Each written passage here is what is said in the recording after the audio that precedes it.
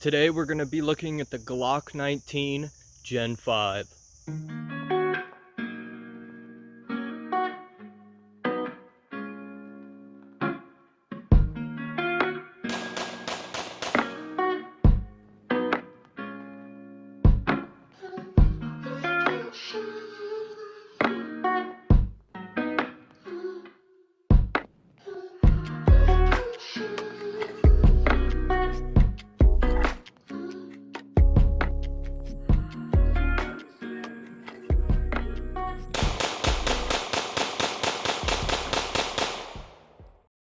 First, let's talk about the most noticeable changes, the finger grooves being removed.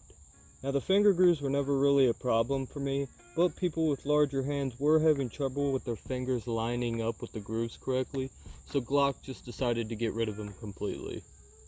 They also flared that mag well out a little bit, hoping to help you guide that new mag in a little bit quicker.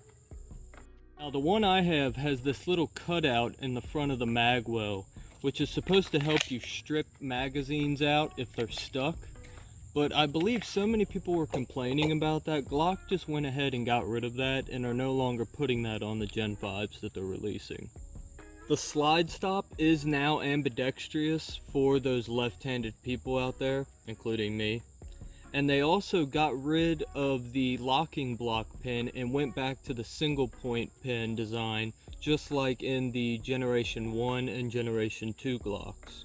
Moving up, Glock has put a new finish on their slide and barrel. It's called their NDLC. It's supposed to be a little stronger than their previous finishes. It's a little bit slicker, which is going to help, it's almost like a cast iron skillet. It's going to help, remove that friction as best as possible. It should be a little tougher, increasing the protection against scratches and corrosion. And as you can see, the slide is a little bit darker than the frame, which can bother some people, but honestly, most people ain't even gonna care. Glock also has put a new barrel in their gun, which they are calling their marksman barrel.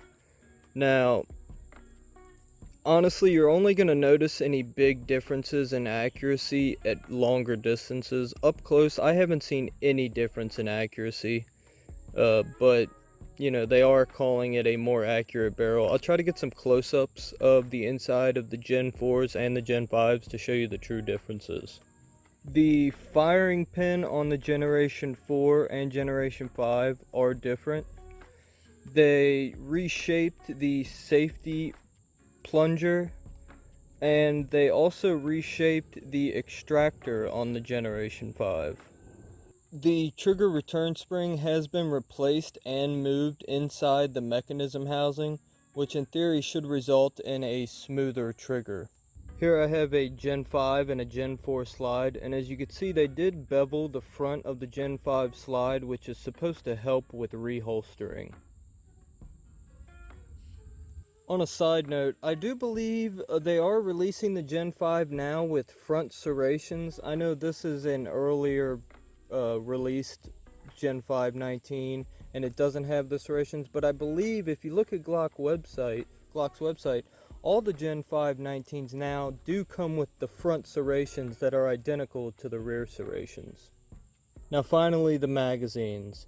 Here I have a Gen 4 mag and a Gen 5 mag, and as you can see, they did change the follower to an orange color. They also enlarged the base plate slightly on the Gen 5, and it sticks out a little bit, as you can see, which is supposed to help you strip that mag out a little bit quicker. I'm guessing that's why they added this cutout. That is a perfect amount of space there for you to rip that out. And as you can see on the Gen 4 guns, without that space, that little lip they gave didn't really have a purpose because it perfectly lines up with the finger groove. So if you're in the market, honestly, should you get a Gen 3, a Gen 4, or a Gen 5? Well, to be real, that is completely up to your preference. I mean, I've carried the Gen 3 forever now since I've got my CCW, and I never saw a big enough reason to make the switch. But when the Gen 5 came out, I mean, the changes I saw, to me, warranted a deep consideration. But no matter which choice you make, Glock has served law enforcement, military, and civilians for years now, and honestly, that won't be changing anytime soon.